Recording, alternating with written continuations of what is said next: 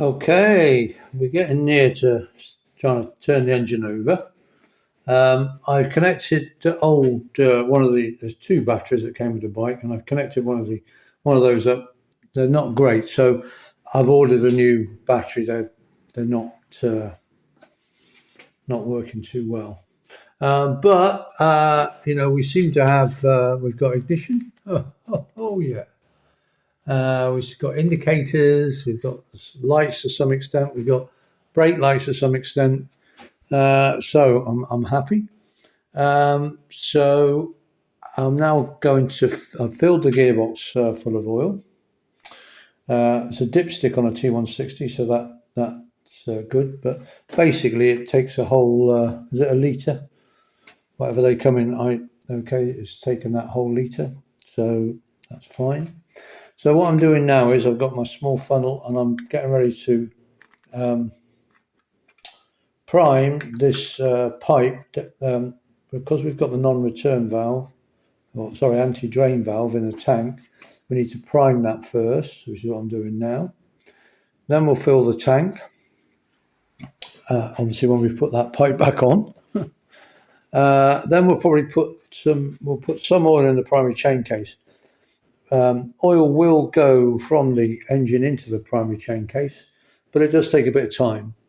So it's sort of good practice really to put some oil in the primary chain case if you're doing it from scratch. If you're just changing the oil or whatever, then don't worry. But from scratch, good idea to put some oil in. It won't. If you don't, it'll still be okay. I mean, on my matchless, I don't have any oil in the chain case at all ever. It's only grease. They'll run okay. But obviously it's good to have oil in there, so we'll do that. And then top the oil up, and then we're going to turn the engine over and hope that we have some oil pressure. That's what we're looking for. Keep turning the engine over, get some oil pressure, and then keep turning it over, keep turning it over. It'll take a long time until oil returns back to the tank, which will be quite some time. What you can do, and what I might do, is I might take a pipe off the oil cooler or from the tappets or from the rocker boxes, just to check that we're getting oil through, because it can be an awfully long time. But the main thing is I'm going to be watching the oil pressure gauge, and if that goes out, then I know that there's oil going around. That's the main thing. If that doesn't go out, then I'll stop and think again. As long as that's out, it does take an awful long time for the oil to work around the engine and go back to the tank. There's these big pipes. There's the oil cooler fill. It does take an awful long time. So don't panic. On the other hand, if the oil pressure gauge goes out, then do panic. I'll say that again. If the oil pressure light doesn't go out, then panic. If it stays on, if it goes out, that's good. But if it doesn't go out, or if it comes back on again, then panic. Okay, and I'm now using my sort of vacuum pump, which is actually a brake bleeder. I'm using that to suck the oil through to prime the feed pipe to the engine, because I've got the anti-drain valve fitted. You need to prime this pipe. Now what you can do is just put a pipe on like this and suck it. That's fine. I'm just using my vacuum bleeder because I've got one. But basically, if you put a clear pipe on, then you can see the oil is coming out, so you know there's oil in there. So fine, then you can connect that, and the engine should be it should be fine then to pull the oil through past the valve. And you only need to do this once. I mean, whenever you change the oil or whatever, don't think you've got to do it all the time. You haven't. It's just this very first time. After you've fitted the valve, you have to prime it, and after that, that's it, it's done. Okie dokie, and there we are.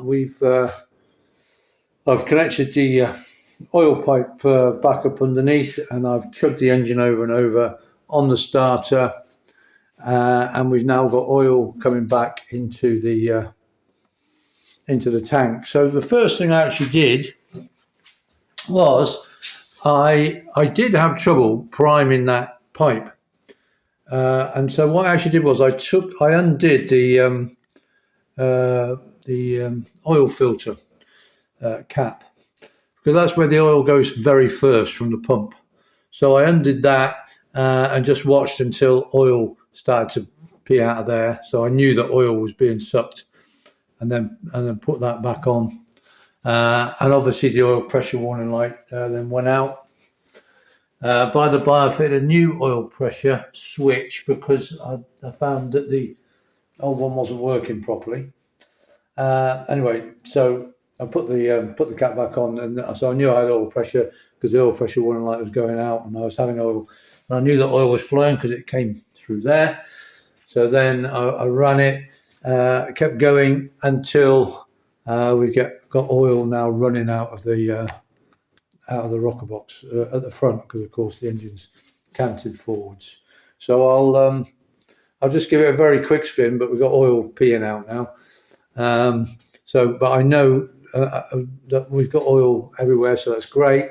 I will put an oil pressure. I've got a test gauge, and the test gauge is just dripping oil now, because that's dripping out of the front of the rocker box, you see, because it cants forward. But that's good. Oh, got a bit of rubber gloves there. So I know that we've got oil. That's a bit of a pain before we put the rocker covers on. Where are we? Yeah, so when these two here, these are the blanks for the oil pressure drilling, the oil ways. So I've got a gauge, and I will take one of these out and put the gauge on.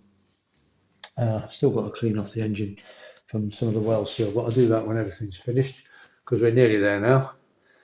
But I'll put a test gauge on at some point, and I'll also do the compressions and so on.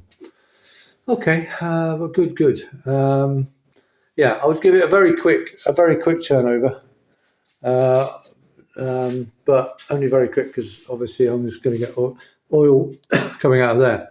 I'm going to adjust the tappets, and then I'm putting the covers on, which we'll do in a subsequent video. But I'll just show the engine going over now. Got our oil pressure gauge on. Yeah, oil pressure switch to show there's no oil pressure, if it will actually show without being in the light. So okay, let's give it a quick. Okay. All going right. All turning over nicely, and I know I've got oil pressure. Just turn the ignition off. And by the by, yeah, so we've now invested in a new Motorbat AGM battery, and this is the MB. I know it's upside down. MBT X20 OU. Now, some people, for some reason, say that doesn't fit in here, but it fits perfectly. It's almost identical to the old lead acid batteries, of which we've got two, which I took out. In fact, it's smaller than the lead acid batteries that we took out, so it does fit fine. I just mentioned that this is the MBT X20U HD.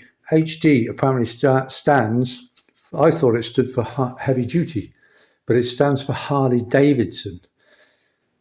And I wish I'd got one for my Kawasaki, because what that means is it's black. The battery is black instead of being bright yellow. Because on the Harley Davidsons, and also on my Kawasaki, the battery is visible, apparently. So that's why they're made in black, so it doesn't stand out so much. Of course, it does. I kind of bought this by accident. I only wanted the yellow one, but I've got the black one. Anyway, I always recommend them because it really cranks the engine over really well. Keeps charged and so on. So I'm happy with that. Not cheap though. That was way more expensive than I thought. I think it was about 130 quid. I thought it was about sort of 60, 70, but maybe they've just gone up a lot. I don't know. Yeah, and just while we're on the battery, just note that I've run this very thick earth lead, and I've run it direct to the top of the engine to make sure I've got a really good earth going to the starter motor. Okay, so it's not on the frame, it's straight to the engine, which is therefore straight to the starter motor. And also, I think Triumph do recommend that you remove the earth leads from the engine and put them to the straight to the battery, because if this terminal ever comes loose, then all the power going to the starter motor goes through the normal wiring, the normal earth, and it will burn it out. Okay, so they do recommend that, but certainly make sure you've got a double, and I've put a lot of it on there to make sure it won't come off.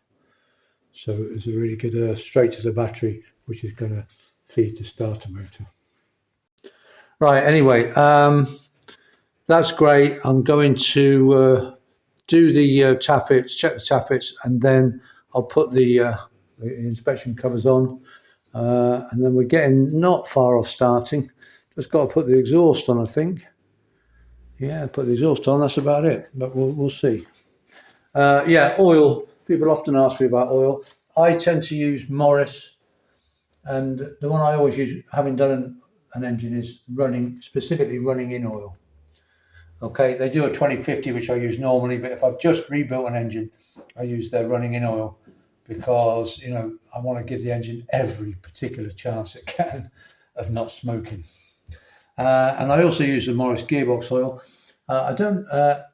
That's a very high one. I don't think I've used that before. I think there is a slightly lower one, but I tend to use the Morris gearbox oil and Morris engine oil. That's not to say I recommend it or it's better than others. That's just what I tend to use. Yeah, okay. So we've filled the gearbox oil and we've filled the engine full of oil now. We know we've got good oil pressure. So what I'm going to do now is adjust the tappets, put the covers on, and the engine's about sort of buttoned up then. Hoorah.